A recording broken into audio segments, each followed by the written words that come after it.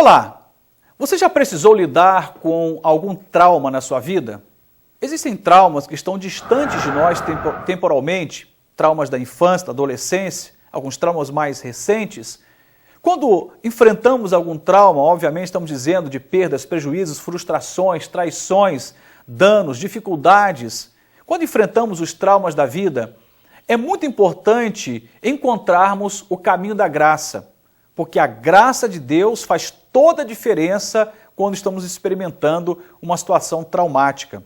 O tema de hoje é os traumas da vida e a graça de Deus. Eu quero usar como base para a nossa reflexão a história de Mefibosete.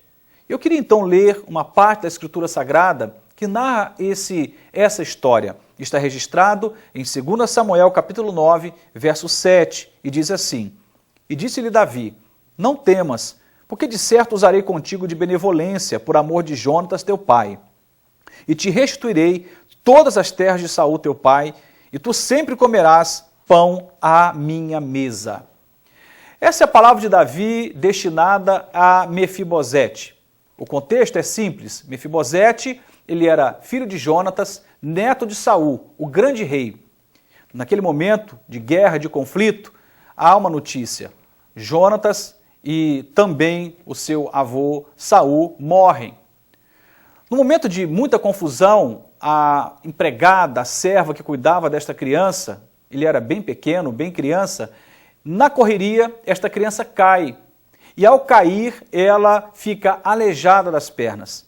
E estando nessa condição de aleijada, e agora sem referência do seu pai, do seu avô, sem referência familiar, ele é jogado numa terra chamada Lodebar. Lodebar significa terra do silêncio, ou também terra sem pasto. Um lugar em que as ovelhas não poderiam se alimentar. Um lugar em que as ovelhas, se fossem lançadas lá, morreriam de fome. Um lugar de silêncio, um lugar para ser esquecido. E aqui está então Mefibosete crescendo numa realidade de vida, entrando ali pela sua adolescência, juventude, vida adulta, sendo esquecido em Lodebar, sendo deixado para ser comido, engolido pelo tempo, sem nenhuma perspectiva de futuro em Lodebar. Mefibosete significa exterminador da vergonha, mas por alguma razão, ironicamente, ele era a própria configuração da vergonha naquele momento da sua vida. E de repente Davi faz uma pergunta, naquele contexto, Davi faz uma pergunta: existe alguém ainda da linhagem de Jonatas, de Saul, em que eu possa usar de benevolência? Davi era o rei. E na condição de rei, naquele momento, ele delibera no seu coração, resolve no seu coração abençoar caso houvesse algum ente querido que restasse da linhagem de Jonatas, o seu amigo, filho de Saul. E aí Ziba, o servo de Davi, vai e informa: olha, existe sim, existe um rapaz chamado Mefibosete, está em Lodebar, ele é um rapaz aleijado. Quando Ziba informa a condição de Mefibosete, ou seja, que ele era aleijado, isso já dizia muita coisa, porque naquele contexto uma pessoa aleijada era uma pessoa discriminada de todas as formas, espiritualmente, porque se tinha um entendimento grosseiro de que isso era como maldição de Deus, então ele não era uma pessoa abençoada, marcada pela maldição. Era também uma situação que roubava dele a possibilidade de vida social. Por ser aleijado, ele era improdutivo, então era colocado fora, dos arraiais. Ele não poderia conviver normalmente na vida social como os outros poderiam fazê-lo. Então ele estava ali debaixo de muitas perdas. E Davi, então, ouvindo o relato de que havia sim um rapaz, mas ele era aleijado, Ziba dá essa informação, Davi ignora essa informação e manda chamar esse rapaz. E quando esse rapaz é chamado, é convocado, as palavras que eu li agora há pouco são pronunciadas. Ele se dirige, portanto, a Mefibosete e diz: não temas, porque de certo usarei de benevolência para contigo, por amor de Jonatas, o teu pai, e te restituirei de todas as terras de Saul teu pai, e tu sempre comerás pão à minha mesa. Eu quero então entrar em alguns detalhes para vocês entenderem o tamanho da importância desse desfecho da história de Mefibosete e como isso fala da graça de Deus. Mefibosete, como dizia, significa exterminador da vergonha. No entanto, o próprio nome dele Era uma contradição, uma vez que a vida dele denunciava uma completa vergonha. Um homem largado para ser esquecido, largado para morrer, sem perspectiva alguma. O detalhe é que Mefibosete, ele era, por herança, um rei, um nobre. Ele era filho, de Jonatas, ele era neto de Saul, então ele era um herdeiro do trono. Se formos falar no sentido exato, é essa a condição dele. Como que alguém que poderia ser um príncipe e até mesmo um rei estava nesse lugar de esquecimento. E ele então vai ser traumatizado de várias formas por essa história de vida e que envolve perdas familiares, morte de seu pai, de seu avô, perdas financeiras, patrimoniais, perda também da questão da autoestima, aceitação social e uma série de outras coisas. Eu quero então enumerar. Um dos traumas que ele sofre é o trauma físico, ele ficou aleijado e com isso o impossibilitava de ter uma vida normal, produtiva. Quando a gente recebe algum prejuízo no nosso corpo, isso certamente interfere também na nossa identidade. Então houve um trauma físico, mas também houve um trauma familiar. Ele perde referências. O seu pai, o seu avô morrem. Ele tem aqui, na verdade, de uma hora para outra, o desaparecimento das referências familiares. Um grande trauma na sua experiência familiar. Há um trauma familiar. Há também um trauma emocional. Isso fica claro quando, por exemplo, no verso 8, ele mesmo se auto-intitula de um cão morto. A expressão cão morto era uma expressão muito pejorativa, que traduzia, na verdade, a insignificância de uma pessoa. Era uma palavra de extrema ofensa, porque descaracterizava o valor de uma pessoa. O cão morto aqui não é uma expressão que ele pega do nada. Eu gosto de pensar sobre isso, de que provavelmente ele ouviu essa expressão ao longo da sua infância, adolescência e juventude, pela sua condição de aleijado, discriminado, rejeitado, lançado no esquecimento. Ele deve ter sido tratado como um cão morto e se apropria dessa realidade, ele passa a se enxergar assim: eu sou um cão morto. Há um trauma emocional na vida de Mefibosete, há um trauma social também.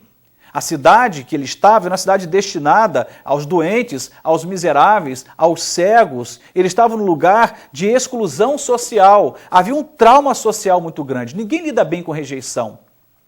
Não sei se já sofreu rejeição social, seja no seu trabalho, na faculdade, num ambiente qualquer. É muito desagradável, é pesado, dói, machuca. E ele está vivendo então um trauma social sem precedentes na sua história. Ele também tem aqui um trauma espiritual. Imagine alguém, de uma hora para outra, perder referências, família, patrimônio, ser jogado para ser esquecido num lugar distante. Qual é a construção que se teria de Deus numa situação dessa? Como essa pessoa poderia enxergar Deus daí para frente?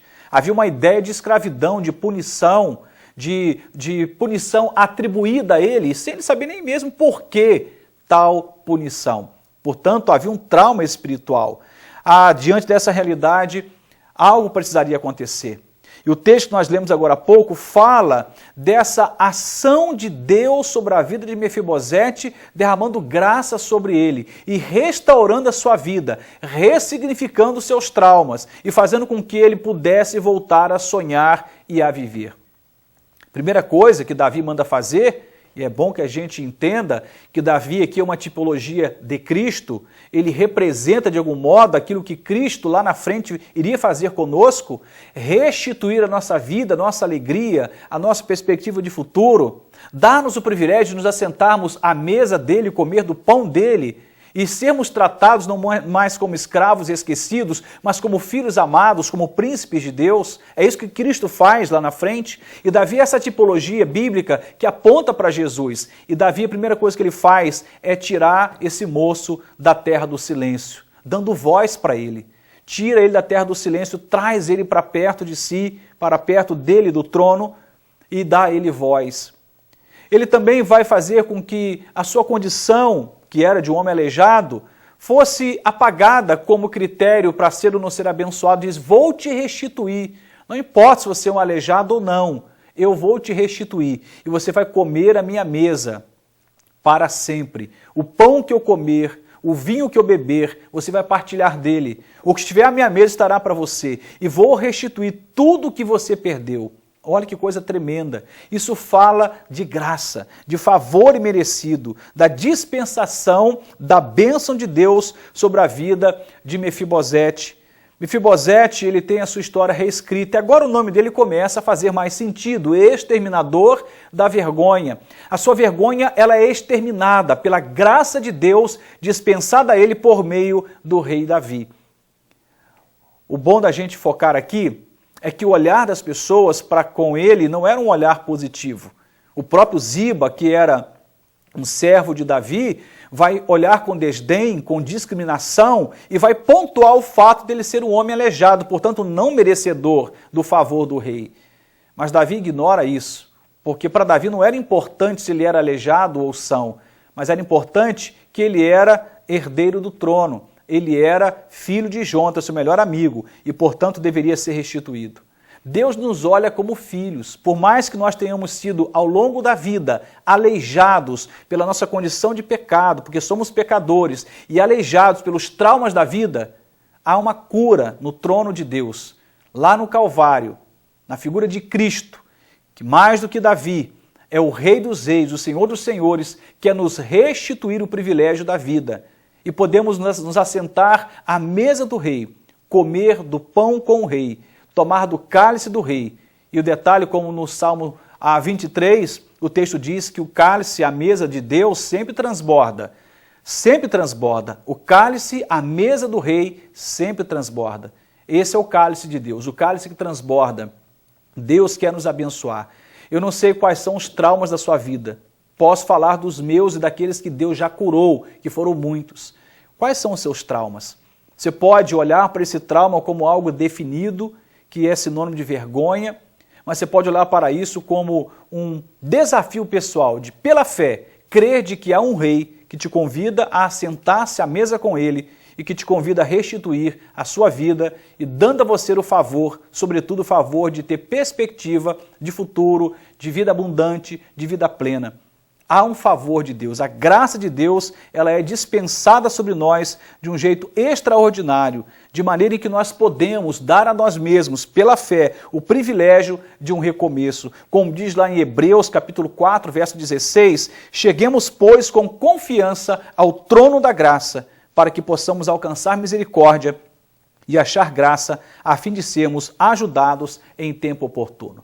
Não existe trauma que não possa ser curado pelo Rei dos Reis. Não existe trauma que não possa ser ressignificado à luz da graça de Deus. Aliás, aonde abundou o pecado, diz a palavra de Deus, superabundou a sua graça. Há um favor de Deus sobre a nossa vida, há um favor de Deus sobre a sua vida. Você pode celebrar a vergonha, você pode celebrar o trauma durante uma história inteira, mas você pode dizer, chega, vou colocar os meus traumas diante da cruz de Cristo, vou depositar a minha fé nele e eu creio que ele pode curar a minha vida dos mais diversos traumas. Falo como tendo experiência própria.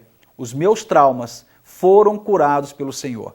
Histórias tremendas de cura espiritual. Deus nos cura. Deus pode curar a sua vida. A graça de Deus é mais do que suficiente para estabelecer no nosso coração um novo entendimento sobre a vida e nos restituir das perdas sofridas pela vida. Sejam essas perdas a vinda de fora, por exemplo, quando você foi vitimado de alguma maneira, ou perdas pessoais por escolhas erradas. Tanto faz, ele pode nos restituir pelo seu favor, pela sua graça, que certamente foi dispensada de forma absoluta lá na cruz do Calvário. Que Deus te abençoe e que Deus possa curar os seus traumas pelo seu favor e graça. Em nome dele, eu quero desafiar o seu coração a crer nisso e que você seja um Mefibosete, um exterminador de vergonha. Deus te abençoe.